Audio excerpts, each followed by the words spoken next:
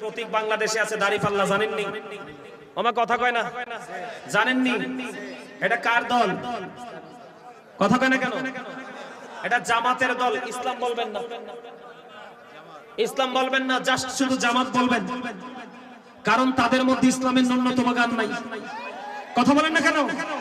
তাদের মধ্যে ন্যূনতম ইসলামের গান নাই। মদ, জুয়া, জিনা, ব্যভিচারের চাইতো ভয়ঙ্কর অবস্থা হলো এখন বর্তমানে। আজকে দেখি ফেনী সোনাগাজীতে মহিলারা তালিম করাচ্ছে, খেয়াল করেন। এখন আমার তাৎক্ষণিক মনে হয়েছে মহিলারা তালিম করাচ্ছে। এই আপনাদের এই দৌলতপুরে যেন এই দল যেন আসতে না পারে, খেয়াল করবেন। কেন জানেন? একটা নারী যখন তার সীমানা ছেড়ে অন্য সীমানায় যাবে, তিনটা পুরুষের যেই কোনো একটা পুরুষ তার সাথে থাকতে হবে।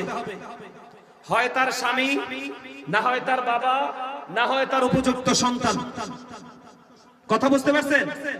এইভাবে একা একা নারীরা এক জায়গা থেকে আরেক জায়গায়, এই বাড়ি থেকে আরেক বাড়ি যাওয়ার কোনো বিধান ইসলামে নাই। যা হোক, তারা যাইয়া ইসলামের দাওয়াত দিতেছে। এখন যাইয়া ওখানে মহিলাদেরকে দিনের দাওয়াত দিচ্ছে। দিনের দাওয়ার পরে আপনার ওনারা বলতেছে, মহিলারা বলতেছে, আপনারা জান্নাতে যেতে চান না জাহান্নামে যেতে চান? আপনারা ভিডিওটা দেখবেন, আমি আজকে দেখছি। আজকে আপনারা জান্নাতে যেতে চান না জাহান্নামে যেতে চান? তখন ওই মহিলারা বলছে আমরা জান্নাত চাই। তখন ওই মহিলাদেরকে কোরআন শরীফ সামনে দিয়ে শপথ করাচ্ছে যে আপনারা যদি জান্নাতে যেতে চান তাহলে আপনারা দাড়িপাল্লায়, জান্নাতে যেতে চান তাহলে আপনারা দাড়িপাল্লায় ভোট দিবেন। আরে আওয়াজ তুলে কান্না মিয়া নাউজুবিল্লাহ।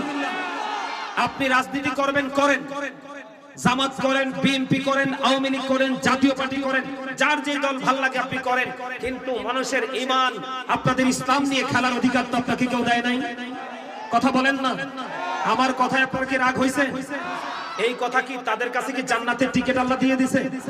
কথা বলেন, দিয়ে দিছে? সিরাজগঞ্জে দেখলাম এক ভদ্রলোক বলতেছে, এও জামাতের লোক, এমপি পদপ্রার্থী সম্ভবত, মুরব্বী, আমি বুঝি না এদের কি হয়েছে। এরা বলতেছে যে আপনি যদি দাড়িপাল্লাকে সাপোর্ট না করেন তাহলে আপনার ওয়াজ শোনার কোনো অধিকার নেই, আপনি মাহফিলে আসবেন না। কি অদ্ভুত আচরণ! এগুলো বিশ্বাস করলে মান থাকবে? কয়দিন আগে ফেনীতে মারামারি হয়েছে, ফেনীতে মারামারি হয়েছে। এক ভদ্রলোক বলতেছে ও জামাতে, ওই ভদ্রলোক বলতেছে মসজিদে যদি কি করা না যায়, মসজিদে যদি রাজনীতির আলাপ করা না যায়, মসজিদে আযান চলবে না, কোরআন তেলাওয়াত চলবে না।